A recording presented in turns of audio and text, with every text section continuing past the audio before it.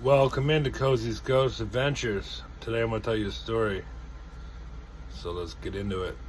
Once upon a time, in a thick, misty forest near the small town of Willow Creek, there was a SQUATCH named Grizz. That's right, I said it, Grizz. He wasn't a typical monstrous creature that people were scared of. In fact, he was curious and more gentle than anyone would ever believe.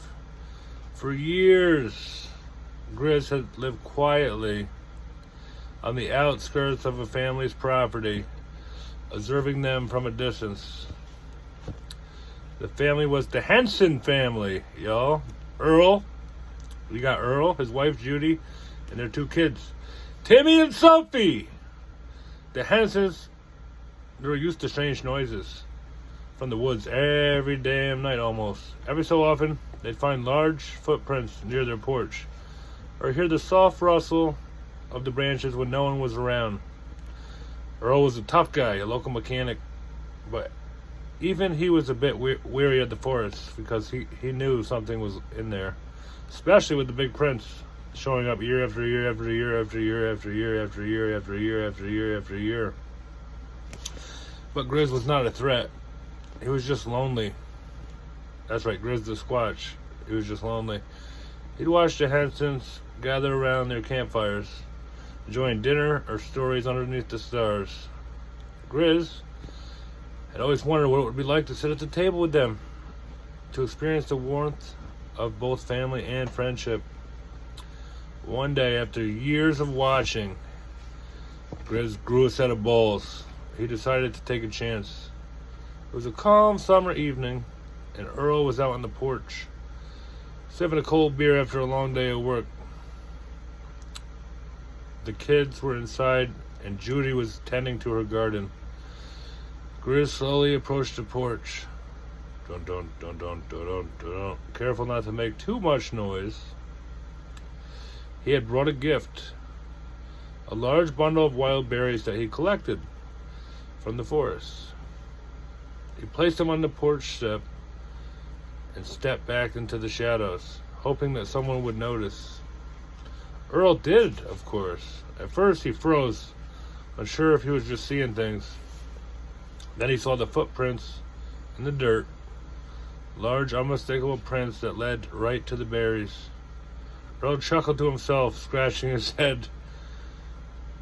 "Well, I'll be darned. You're persistent, I'll give you that," he said to the Squatch. Well, that night, Earl sat on the porch, a little more aware of the woods around him. A few days later, he found another offering of berries, this time with a strange sound in the distance, a low, rumbling growl, but not threatening, more like a greeting. Ruff. The next week, Earl decided to try something different. He left a 6-pack, that's right, of his favorite beer on the porch. Sure enough, a few nights later, the beer was gone, and the berries had returned in their place. A nice exchange of gifts there. This time the exchange was a little different. A note, written in messy, uneven handwriting on a torn scrap of bark.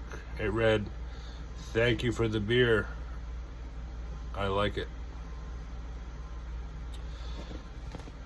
The two began to silently communicate this way. Earl would leave out food, and Grizz would return small gifts in return. It wasn't long before they began to understand each other more and more and more and more. Grizz had curiosity about human ways, and Earl had a growing fondness for the creature who lived in his backyard.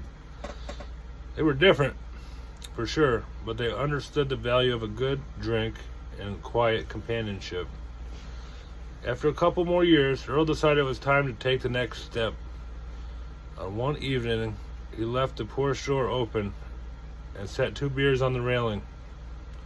He sat back in his chair, pretending not to notice anything, but his heart was racing. He was shitting his pants, pretty much. As the night grew quiet, a large, shaggy figure, Grizz, emerged from the trees. Much larger than Earl had imagined up close, for sure, but with an oddly gentle expression in his eyes. The Squatch slowly approached the porch, his large, clumsy hands reaching for one more beers. He cracked it open with a little difficulty, but after a few tries he managed. Earl raised his can in a silent toast to Grizz. Grizz followed back, raising the bottle high in the air. Their beers clinking together in a strange but heartfelt toast. From that night on, the two would sit together on the porch, swapping stories, drinking beers, and laughing underneath the stars. Earl and Grizz have become best friends.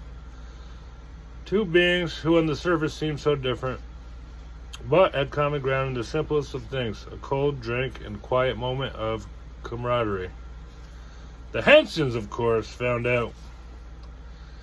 Timmy and Sophie were both thrilled and a little frightened at first, but over time they got used to seeing Grizz with Earl, drinking some beers, bro. You know what I mean? And every now and then, they'd even join in on the fun. If you know what I'm saying. Pass around snacks or setting out a third beer just for the big guy.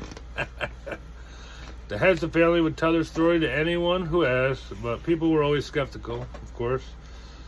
Who would believe a Sasquatch shared beers with a local mechanic? But those who were lucky enough to visit the Hensons knew the truth. There at the edge of the forest lived a Squatch named Grizz. He wasn't just a creature of myth, but a true friend of the family. And every summer they would gather the same way they had for years, and Grizz would always bring something new. Whether it was a wildflower, a fresh pile of berries, or sometimes just a knowing look, like he knew exactly what they needed, without a word spoken. And that, my friends, that's how a Sasquatch and a family became the best of friends. All thanks to a couple beers and shared appreciation for good company. The end. Hit the like button, subscribe to the channel. If you want more stories, comment down below. See you later. Bye.